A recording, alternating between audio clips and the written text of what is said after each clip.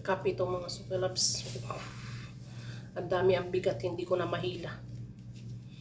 Wala na pala akong stock sa taas sa kusina. Tapos lulutuin ko pa to. Biyernes pa bukas.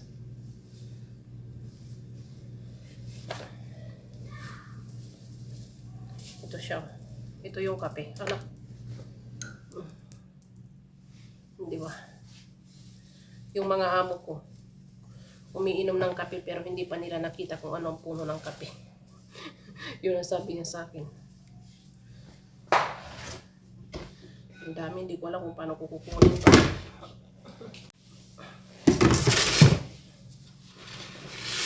Parang-paraan na lang.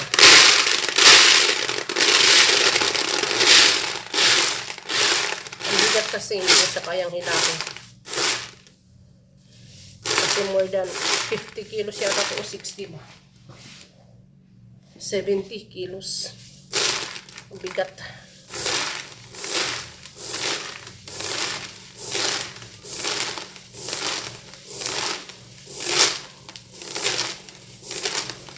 Mabuti na lang napansin ko kasi kung hindi, yari ako bukas. Marami pa naman tao bukas.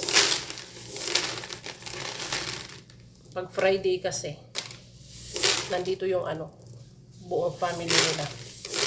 Kapatid ng amo kong lalaki, nandito lahat.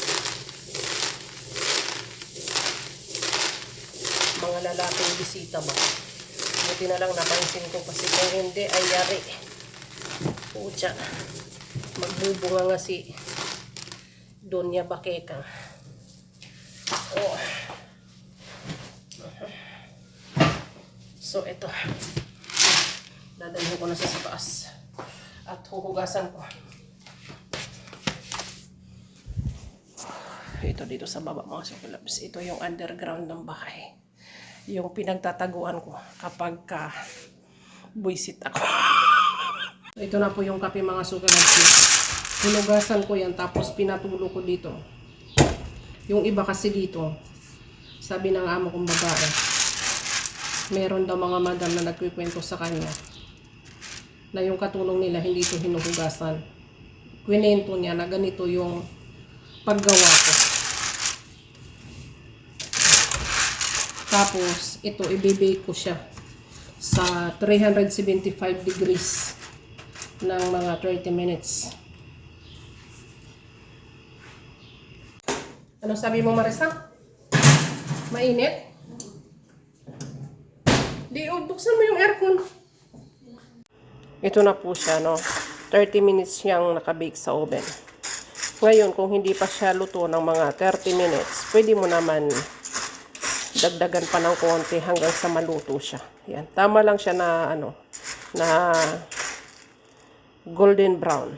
Tapos, ito na yan siya. O, di ba? Arabic coffee na yan. O, see? Tama lang yung pagkakaluto niya.